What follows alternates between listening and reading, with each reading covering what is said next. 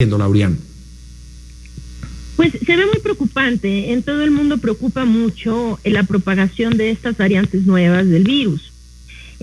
Cada día se describen más variantes y cada vez se encuentra que estas pueden ser más complicadas.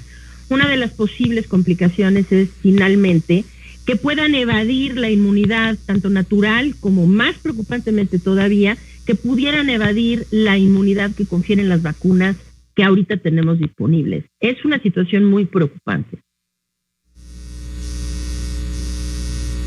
Esto nos pone en la realidad de que vamos a tener que estar con vacunas contra el coronavirus de aquí pues para adelante, es decir, que van a tener que estarse actualizando porque es un virus que está variando.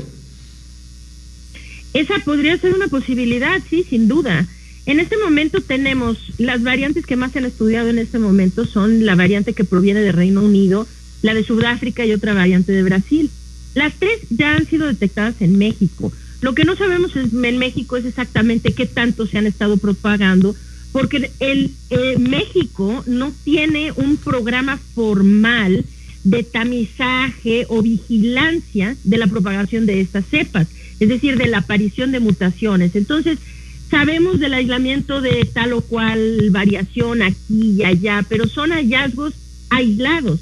No se tiene realmente un programa de vigilancia concertado como lo tiene Reino Unido, como lo tienen muchos países en Europa, y desde luego ahora apenas Estados Unidos está empezando a instituir este tipo de vigilancia de las mutaciones.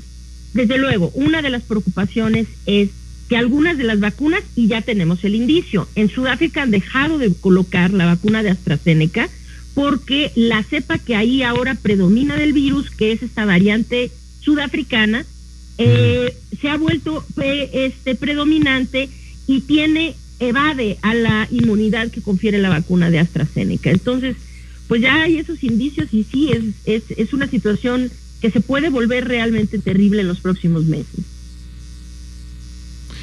A ver, Laurian, hemos hablado aquí en diferentes oportunidades contigo sobre la estrategia que adoptó el gobierno de México en un principio de hacer pocas pruebas, solamente los casos de contagio evidentes, de síntomas. Esto nos ha llevado a un subregistro evidente que ya no sé si vamos a llegar alguna vez a saber realmente cuál fue el impacto de la pandemia. ¿Estamos haciendo lo mismo? ¿Sería incurrir en el mismo error con las nuevas variantes?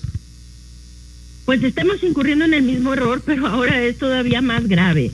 Es decir, en México siempre ha ido a ciegas en la pandemia, a ciegas por las decisiones que el gobierno ha tomado. Fuimos a ciegas sin pruebas y además que las pruebas que se hacen siempre han estado sesgadas.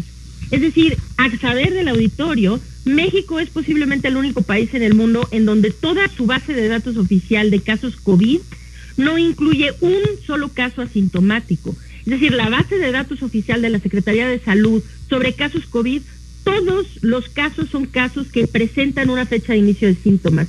Queriendo decir que a pesar de que la encuesta serológica en México nos dijo, o sea, ya reveló que el 70% de los contagios en México son asintomáticos, México no ha detectado uno solo de ellos, o por lo menos no hay uno solo registrado en su base de datos.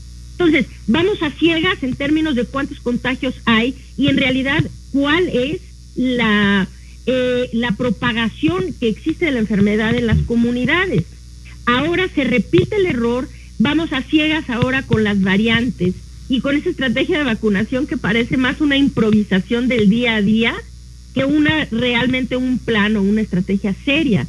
Y nos está comiendo el tiempo, estamos en una carrera contra el tiempo de poder contener la propagación de los contagios y o vacunar a una proporción suficientemente amplia de la población para detener el virus antes de que realmente estas cepas más problemáticas se vuelvan prevalentes en nuestras comunidades.